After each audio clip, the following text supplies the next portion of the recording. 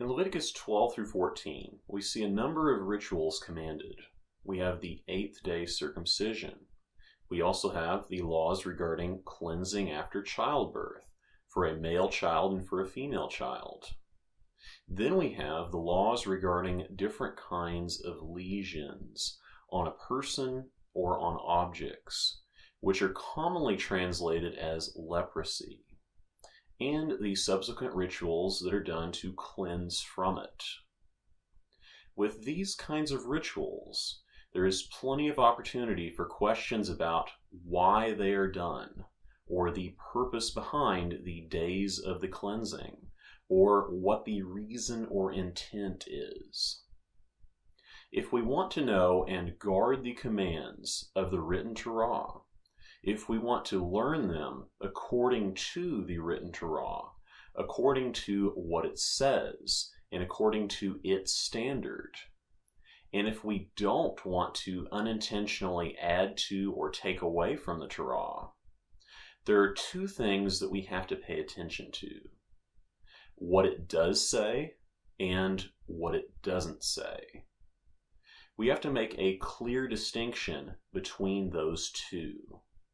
This means recognizing the specifics of the text, what it does say, and seeking to hold that at a higher level to what it doesn't say.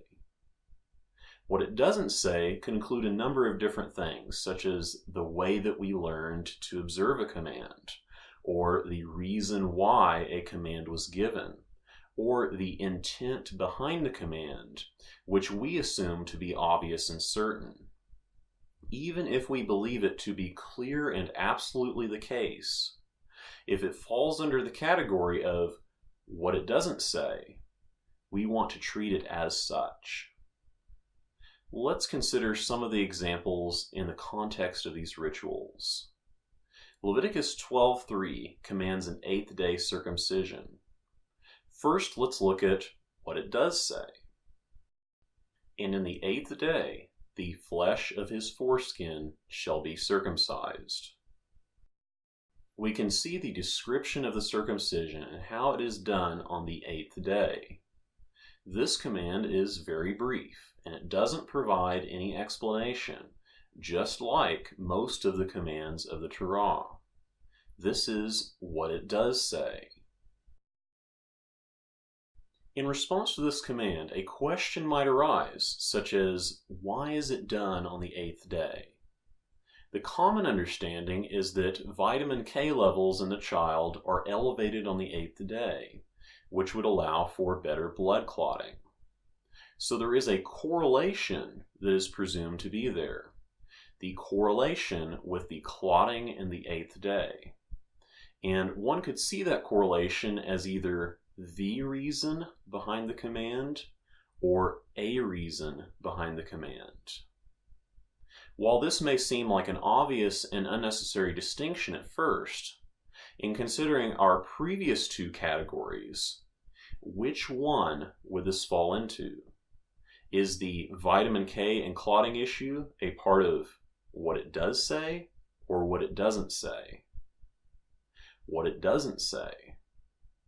Even though the correlation may be clear and definitive in our view, it is still the case that it is not a part of the specifics of the command.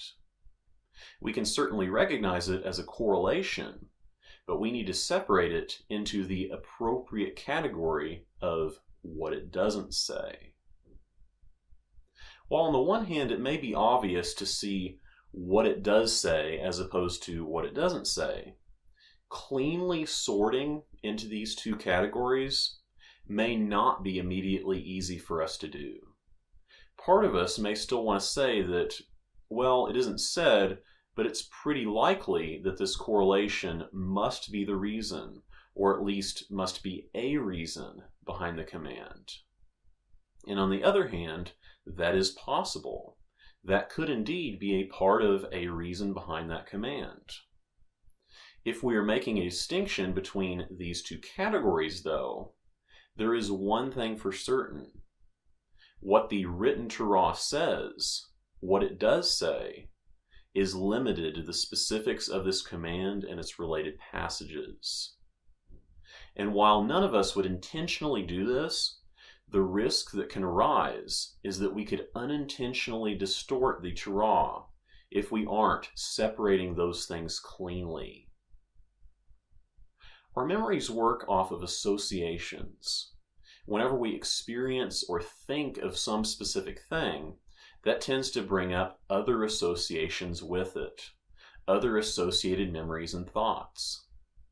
This is also the case whenever we consider Torah commands. If we think about a command, whether we are reading it or talking about it or otherwise, our mind brings up the things we've associated with that. This would include the way we learned how to observe it, the things that we have heard or have been taught about it, and the way that we paraphrase it to ourselves. The challenge is if we haven't sorted cleanly and deliberately by the specifics of the command, these things can end up mixed together.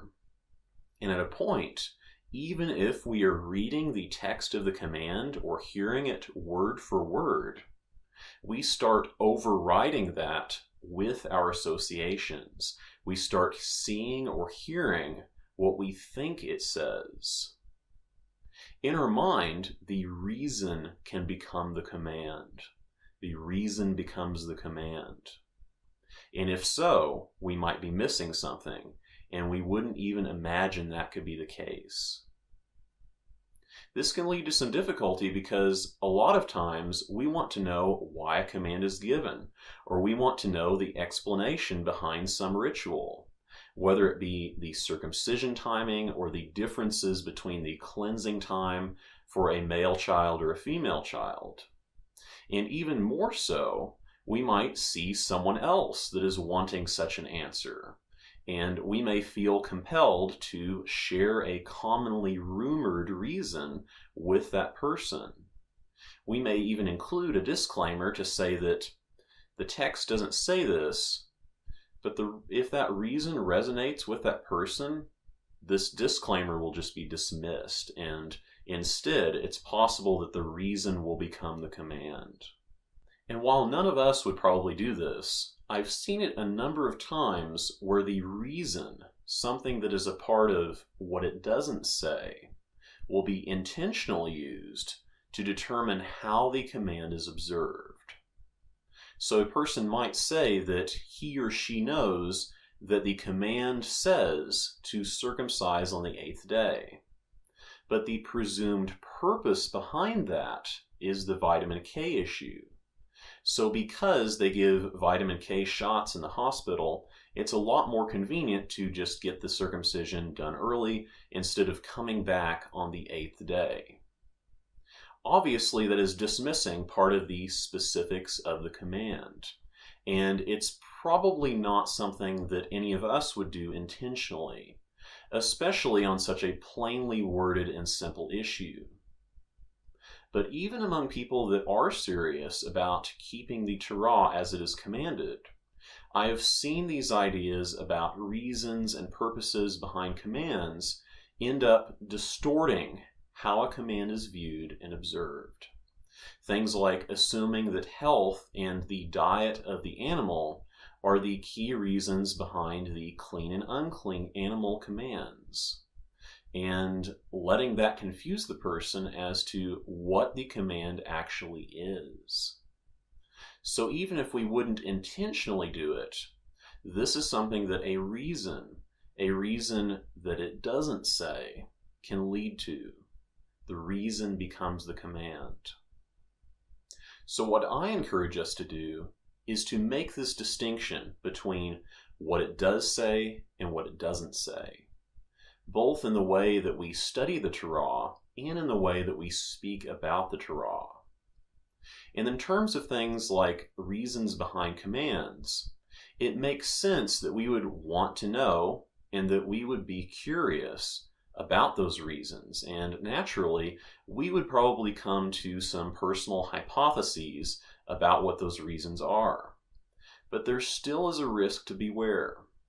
A person can make the distinction between what it does say and what it doesn't say, but then let those reasons rise in importance for us, rise in the certainty that we assume for them. One thing that I have observed in trying to think more along these lines and trying to be more diligent about making those distinctions is that it opens up more possibilities. We might start to recognize more things that could be going on than just the conventional wisdom on an issue. And instead of focusing on reasons or meanings, questions like, why is this ritual commanded this way? I encourage us to think more in terms of correlations and effects. Instead of thinking about the hypothetical one reason why, we might wonder, what might be a byproduct of this command? What might result from the specifics of this command? Not only does that help to create that separation between what it does say and what it doesn't say, but it also helps remind us to keep our thinking more open. The fact is that we do not have the ability to think in the same way that Elohim does, to consider all of the scope of existence at once as we assess a command. Elohim is aware of much more than we are. And in the past, we may have thought, obviously, this is the reason for this command. What else could it be? And the reality is that we may have been thinking that way because we aren't able to consider the whole scope, that which we're not aware. We simply are not aware of what we are not aware. So instead, if we consider a command in terms of what might result from the specifics of this command, or what might be a byproduct of this, it directs the attention in a different way, in a more useful way. So let's be careful to differentiate between these two categories. Thanks for watching, and remember the commands. Shalom.